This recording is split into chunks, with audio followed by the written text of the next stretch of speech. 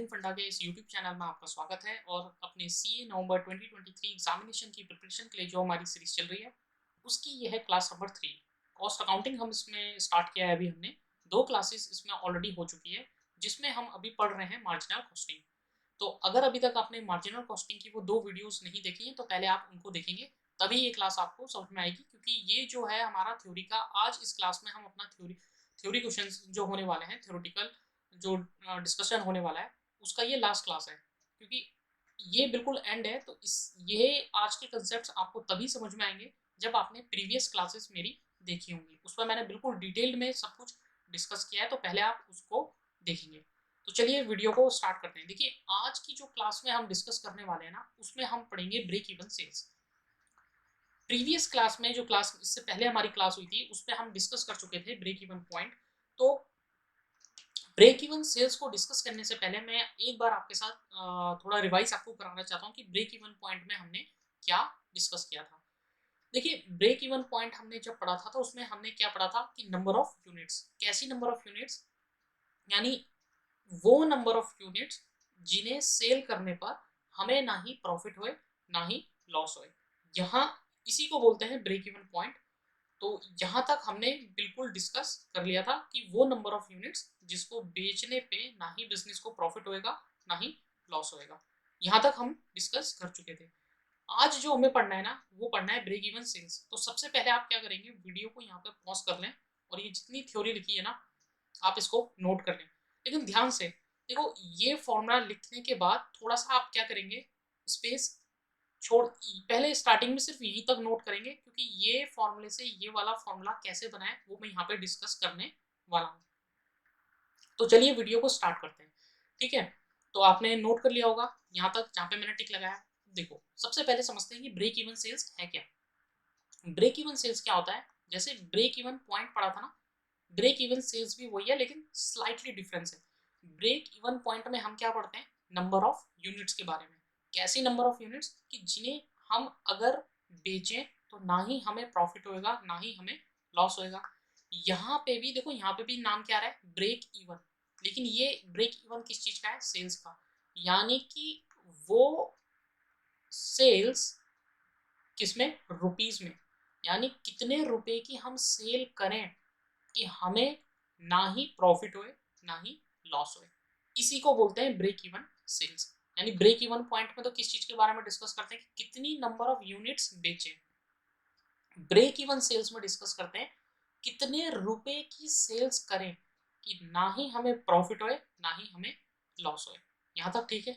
तो देखो, ये ब्रेक इवन सेल्स बना कैसा। अब फॉर्मूला कैसे बना, देखो ये फॉर्मूला नहीं है, ये क्या है, एक तरीके का लॉजिक है। मैं आपको डिस्कस करता हूँ, आप बताइएगा।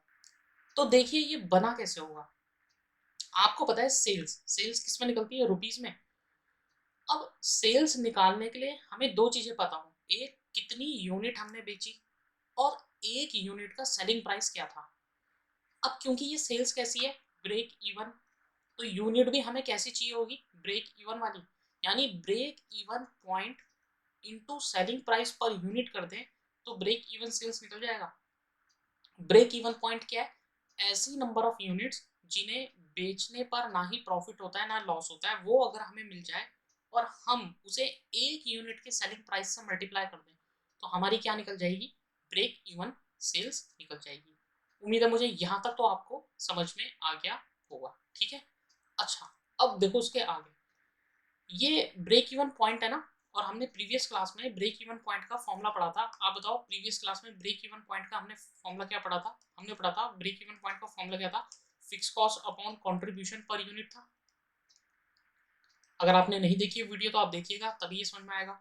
जिन्होंने देखी है उनको तो समझ में आ रहा होगा। तो देखो, fix cost upon contribution per unit, तो क्या मैं इस ब्रेक इवन पॉइंट की जगह इसी फॉर्मूले में ये लिख सकता हूँ कि break even sales is equals to fix cost upon contribution per unit, ऐसा लिख सकता हूँ। और ये देखो, into selling price per unit, ये तो अपनी जगह रहेगा। यहां तक कोई डाउट मुझे लगता है नहीं हुआ, है ना। अब देखो, अब क्या देखो, ये जो सेलिंग प्राइस मल्टीप्लाई में लिखी है, क्या मैं इसे कंट्रीब्यूशन के नीचे डिवाइड में ले आऊं तो क्या मैं यहाँ पे ऐसे लिख सकता हूँ? अब बस ध्यान से देखते जाओ। देखो, ब्रेक इवन सेल्स क्या आ जाएगा, fix cost upon contribution per unit upon selling price per unit, ये आ जाएगा। अगर यहाँ पे किसी को डाउट है तो मुझे कमेंट में बता दो कि कैसे आया या क्यों आया, या जिसको भी डाउट है वो आप मुझसे कमेंट सेक्शन में आप टाइम स्पैम के साथ मुझे वो बता देना कि कौन से टाइम फ्रेम में आपको कौन सा पॉइंट नहीं समझ में आया, मैं उसको कमेंट सेक्शन में आपको क्लियर कर दूंगा। अगर ये किसी को नहीं आया समझ में तो आप मुझे कमेंट में बता दीजिएगा, ठीक है, कि ये कॉन्ट्रीब्यूशन, ये मैंने इसको डिवाइड में लिख दिया। अच्छा, कोई पीवी रेशो का मुझे फॉर्मूला बताएगा? पिछली क्लास में मैंने डिस्कस किया था कि पीवी रेशो क्या होता है, तो आप मुझे पीवी रेशो का फॉर्मूला बताओ। देखो, पीवी रेशो का फॉर्मूला हमने पिछली क्लास में डिस्कस किया था। पीवी रेशो का फॉर्मूला होता है contribution per unit upon selling price per unit, ये होता है। तो अगर आप ध्यान से देखो, ये जो फॉर्मूला करंट हमने लिखा हुआ ये वाला, देखो क्या contribution per unit upon selling price per unit, इसकी जगह मैं पीवी रेशो लिख सकता हूँ।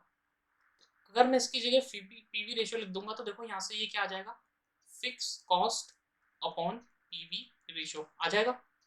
ये ठीक है ना? तो fix cost upon PV ratio आ गया। इसका मतलब ब्रेक इवन सेल्स को हम fix cost upon PV ratio भी लिख सकते हैं। उम्मीद है मुझे आपको ये दोनों फॉर्मूले समझ में आ गए होंगे, कैसे ये बन रहे हैं, क्या ब्रेक इवन सेल्स होता है, आपको पूरा समझ में आ गया होगा।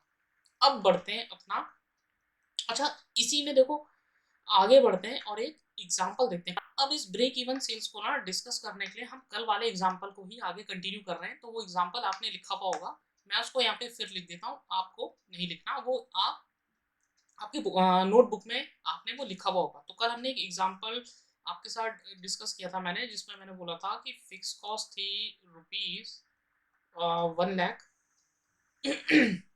और सेलिंग प्राइस पर यूनिट मैंने कहा था रुपीज 10 थी, और वेरिएबल कॉस्ट पर यूनिट यहाँ पे थी रुपीज 6।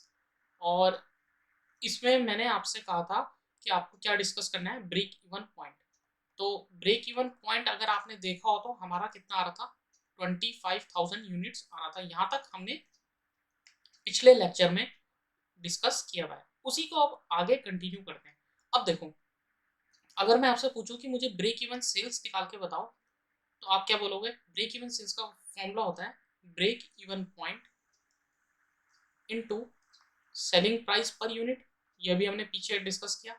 अब देखो यहाँ पे ब्रेक इवन पॉइंट कितना है, 25,000 है, और एक यूनिट की सेलिंग प्राइस कितनी है, 10, यानी कि 2.5 लाख रुपए की सेल्स क्या है हमारी, ब्रेक इवन सेल्स, यानी 2.5 लाख रुपए की हमारी सेल्स अगर होगी ना, तो हमें ना ही प्रॉफिट होगा ना ही लॉस होगा, ये ठीक है। लेकिन हमने एक फॉर्मूला और डिस्कस किया था, बताओ कौन सा? अभी हमने डिस्कस किया था कि ब्रेक इवन सेल्स का फॉर्मूला क्या होता है, fix cost upon PV ratio, fix cost upon PV ratio. Fix cost question में कितनी दे रही थी, देखो ध्यान से देखो, 1 लाख रुपीज दे रही थी। और पीवी रेशो, आपको पता है पीवी रेशो का फॉर्मूला क्या होता है? पीवी रेशो का फॉर्मूला होता है, बताओ पीवी रेशो का फॉर्मूला क्या होता है, contribution per unit upon selling price per unit into 100। और कंट्रीब्यूशन पर यूनिट क्या क्या होता है, selling price per unit minus variable cost per unit. देखो कंट्रीब्यूशन कितना आ रहा है यहाँ पे 4, और सेलिंग प्राइस पर यूनिट कितना है 10 इंटू 100। तो यहाँ से बताओ पीवी रेशो कितना निकल के आएगा, 40%। बस इस पीवी रेशो को यहाँ पे पुट करेंगे तो देखो 1 लाख डिवाइड बाई 40% करोगे तो ये डायरेक्ट कितना आ जाएगा, ₹2,50,000। सही है। तो ब्रेक इवन सेल्स हमारी इससे भी निकल सकती है। उम्मीद है मुझे आपको ये ब्रेक इवन सेल्स का कंसेप्ट पूरा क्लियर हो गया होगा। अपने अगले टॉपिक की तरफ अब बढ़ते हैं और हम पढ़ेंगे अब यहाँ से मार्जिन ऑफ सेफ्टी। तो क्या करें, पहले इसको पॉज कर लें और ये दो जो पॉइंट्स लिखे हैं इसको नोट कर लें, फिर हम मार्जिन ऑफ सेफ्टी को क्या करते हैं, डिस्कस करते हैं। अच्छा, उम्मीद आपने नोट कर लिया, तो चलो अब बस डिस्कस करते हैं। देखो मार्जिन ऑफ सेफ्टी जो है ना, ये क्या है, मार्जिन ऑफ सेफ्टी वो होती है कि हमारी सेल्स कितनी डिक्रीज हो। अब ध्यान से सुनिएगा इस चीज को, हमारी मार्जिन ऑफ सेफ्टी क्या होती है कि हमारी सेल्स कितनी मैक्सिमम हम डिक्रीज कर सकते हैं कि हमें लॉस ना हो। नहीं आया समझ में? एक ग्राफ बनाते हैं, इसी के नीचे क्या करिए, एक ग्राफ बनाइए। ग्राफ से आपको बहुत इजीली समझ में आ जाएगा। देखो ऐसे करके एक ग्राफ बनाओ। ये ग्राफ आपको बहुत आसानी से समझ में आ जाएगा। देखो ये है हमारा y एक्सिस और ये है हमारा x एक्सिस। अब क्या करते हैं, देखो मान लेते हैं कंपनी की टोटल सेल्स है यहाँ पे, ठीक है। कंपनी की टोटल सेल्स कितनी है, ये रही। इसको लिख लेते हैं कि कंपनी की टोटल सेल्स मान लेते हैं कितनी है, 70,000। ये क्या है, कंपनी की टोटल सेल्स, मतलब कंपनी हर साल इतनी सेल्स करती है। यहाँ तक ठीक है। अब कंपनी का दूसरे कलर लेता हूँ मैं, ये है कंपनी का ब्रेक इवन सेल्स। अब बताओ ब्रेक इवन सेल्स क्या होता है, वो सेल्स का अमाउंट जिसमें कंपनी को ना ही क्या होता है, प्रॉफिट होता है, ना ही लॉस होता है। यानी ये क्या है, कंपनी का ब्रेक इवन सेल्स। अब इससे क्या होगा, मान लेते हैं ये है अमाउंट हमारा 30,000। अब यहाँ पे ध्यान से सुनो, होगा क्या, 30,000 क्या बता रहा है, ब्रेक इवन सेल्स। इसका मतलब जैसे ही आपकी सेल्स 30,000 से नीचे जाएगी, जैसे ही आपकी सेल्स 30,000 से नीचे जाएगी, आपको क्या होने लग जाएगा, लॉस। यहां तक सही है। इसका मतलब अगर मैंने 29,000 की सेल्स करी तो मुझे क्या होगा, लॉस। मुझे अगर प्रॉफिट अर्न करना है, मुझे अगर प्रॉफिट कमाना है, तो मुझे सेल्स अपनी कितनी रखनी पड़ेगी, हमेशा 30,000 से ऊपर। बोलो अगर 30,000 रही, अगर आपकी सेल्स 30,000 रहेगी ना, तो आपको ना ही प्रॉफिट होएगा ना ही लॉस होएगा। 30,000 से नीचे आ जाएगी, यानी कि ये जो पूरा एरिया है ना, ये वाला, ये 30,000 से नीचे वाला, ये पूरा एरिया जो है, ये क्या बता रहा है कि ये पूरा एरिया हमारा क्या होगा, जी हाँ बिल्कुल क्या होगा, लॉस होगा। इसका मतलब अगर आपकी सेल्स 30,000 से 1 रुपये भी कम हो गई ना, 2,9999, आपको क्या हो जाएगा, लॉस। इसका मतलब 30,000 से नीचे अगर हमारी सेल्स रहेगी तो होगा लॉस। अगर हमें प्रॉफिट चाहिए तो हमें हमेशा सेल्स कहाँ रखनी पड़ेगी, 30,000 से ऊपर। सही है। ब्रेक इवन सेल्स वाले पॉइंट में ना ही प्रॉफिट होएगा ना ही लॉस होएगा। ये तो था ब्रेक इवन सेल्स का कॉन्सेप्ट। अब इसमें समझते हैं कि मार्जिन ऑफ सेफ्टी क्या है। मुझे ये बताओ, आप मैक्सिमम अपनी सेल्स कितनी कम कर सकते हो कि आपको लॉस ना हो। तो अगर आप ध्यान से देखो ना, तो देखो 70,000 आप करते हो, आप मैक्सिमम अपनी सेल्स को कितना नीचे ले जा सकते हो, 30,000 तक। क्योंकि 30,000 की ही वो सेल्स है जहां पे हमें लॉस नहीं होगा, प्रॉफिट नहीं होगा तो लॉस भी नहीं होगा। आप मुझे बताओ 70 से 30 तक, यहां से यहां तक आने में आपने मैक्सिमम कितनी सेल्स कम करी, 40,000।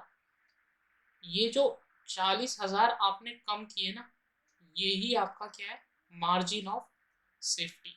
यानी इसी 40,000 को यहाँ पे बोलते हैं मार्जिन ऑफ सेफ्टी। अब बताओ ये मार्जिन ऑफ सेफ्टी क्यों है, मतलब सेफ्टी का मार्जिन, सेफ्टी का मार्जिन किस चीज की सेफ्टी का, लॉस की सेफ्टी का मार्जिन।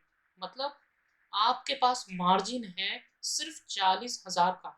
अब इसका मतलब क्या हुआ, इसका मतलब ये हुआ कि आप अपनी सेल ज्यादा से ज्यादा 40,000 से ही कम कर सकते हो। यानी अभी आप 70 बेच रहे, तो आप ज्यादा से ज्यादा अपनी सेल को कितना गिरा सकते हो, 40,000 रुपए तक।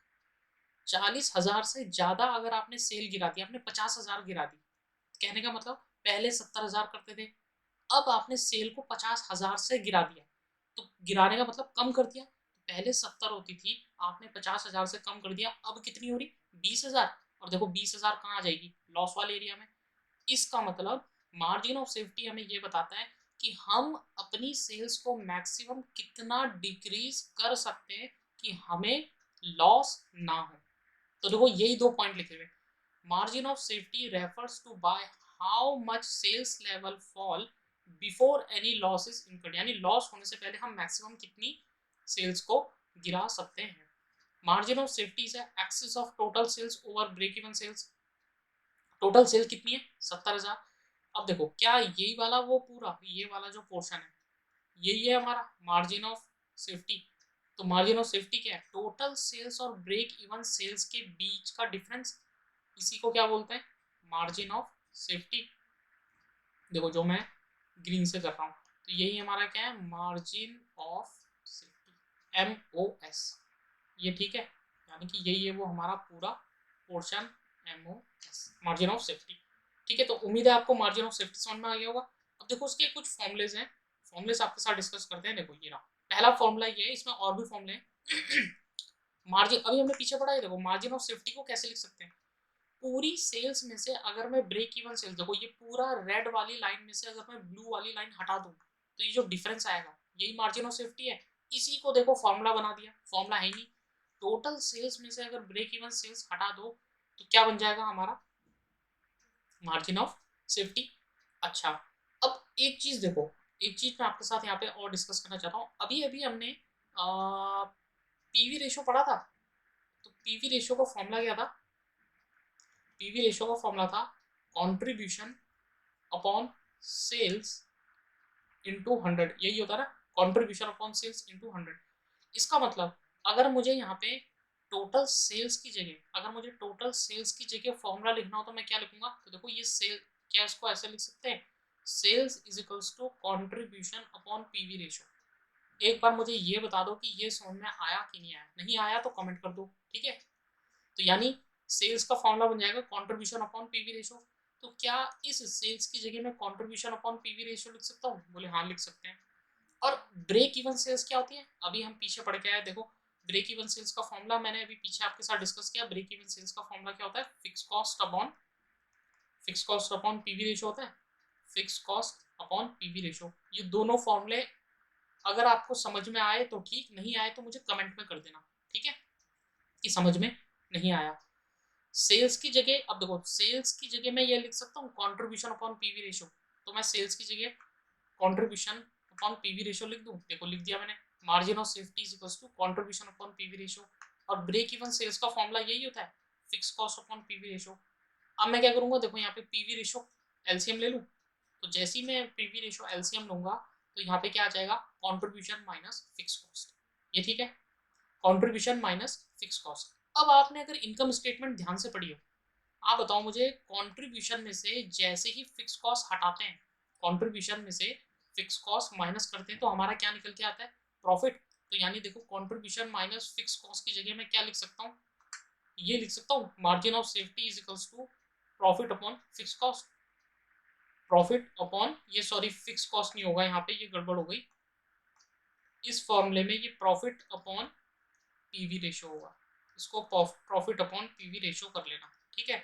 तो कंट्रीब्यूशन माइनस फिक्स कॉस्ट हमारा क्या हो जाएगा प्रॉफिट, और ये तो पीवी रेशो वैसे ही रहेगा। तो देखो मार्जिन ऑफ सेफ्टी का जो फॉर्मूला हमारे पास निकल के आ रहा है वो यही आ रहा प्रॉफिट अपॉन पीवी रेशो, सही है।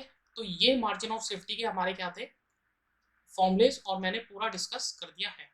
अब एक लास्ट टॉपिक आज का इस वीडियो लेक्चर का हमारे पास है, इसके बाद हमारी पूरी थ्योरी खत्म हो जाएगी और नेक्स्ट क्लास से अब हम इसकी क्या करेंगे पूरे फुल फ्लैज क्वेश्चंस को देखेंगे। तो जो आज एक लास्ट टॉपिक आपके साथ मुझे डिस्कस करना है वो ये है, ये कॉस्ट ब्रेक इवन पॉइंट। क्या कर लें यहाँ पे वीडियो को एक बार पॉज कर दें आप और नोट करें, फिर समझते हैं कि ये क्या है कॉस्ट ब्रेक इवन पॉइंट। आपने नोट कर लिया होगा, चलो स्टार्ट करते हैं। देखो कॉस्ट ब्रेक इवन पॉइंट में क्या होता है कि cost break even point refers to the number of units to be sold so that cost of alternative 1 will be equal to cost of alternative 2। अब ये क्या है ऑल्टरनेटिव का मतलब ये है कि एक प्रोडक्ट को अगर हमें बनाना है, एक प्रोडक्ट को हमें बनाना है, हमने बना भी दिया। अब ब्रेक इवन पॉइंट में हम क्या पढ़ते हैं यूनिट सेल, और कैसी सेल जिसमें ना प्रॉफिट हो ना लॉस हो। यानी देखो अगर एक प्रोडक्ट है हमारे पास, ये एक प्रोडक्ट है, इसको सेल करने के बहुत सारे तरीके हो सकते हैं, तरीके मतलब यहाँ पे यूनिट की बात हो रही है। मैं चाहूँ तो एक बारी में 15,000 यूनिट बेचूं, एक बारी में 20,000 यूनिट बेचूं, ये मेरे ऊपर है ना। तो कॉस्ट ब्रेक इवन पॉइंट में ये देखते हैं कि ऑल्टरनेटिव वन, मतलब इस प्रोडक्ट को, अब देखो जो जितनी यूनिट में सेल होगा पहले वो बनेगा, मतलब मैं चाहूँ तो 15,000 यूनिट एक बारी में बनाऊँ, 20,000 यूनिट एक बारी में बनाऊँ, है ना। तो कॉस्ट ब्रेक इवन पॉइंट में हम ये पढ़ते हैं कि वो नंबर ऑफ यूनिट्स हम इसमें निकालते हैं जिसमें cost of alternative one cost of alternative two के क्या आता है, इक्वल आता है। अब इसमें डिस्कस करेंगे हम जब क्वेश्चंस पढ़ेंगे करेंगे ना, क्वेश्चन में ये चीज़ बहुत अच्छे से डिस्कस होती है। ठीक है, तो इसमें सिर्फ अभी हाल फिलहाल में कोई ज़्यादा समझाने के लिए मेरे पास है नहीं। ये मैं आपको जब क्वेश्चंस करेंगे तो वहाँ पर आप क्या करेंगे, मैं करूँगा उसको बिल्कुल डिटेल में डिस्कस करूँगा। ये ठीक है। तो ये था हमारा मार्जिनल कॉस्टिंग का लेक्चर नंबर 3। अब आज पूरी थ्योरी हमारी कंप्लीट हो चुकी है।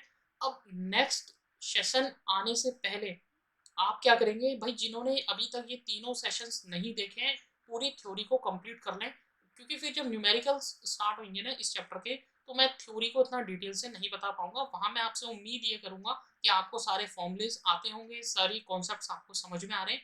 वहां सिर्फ हम ये सीखेंगे कि क्वेश्चंस को कैसे एग्जाम में अप्रोच लेना है, कैसे क्वेश्चंस एग्जाम में करना है।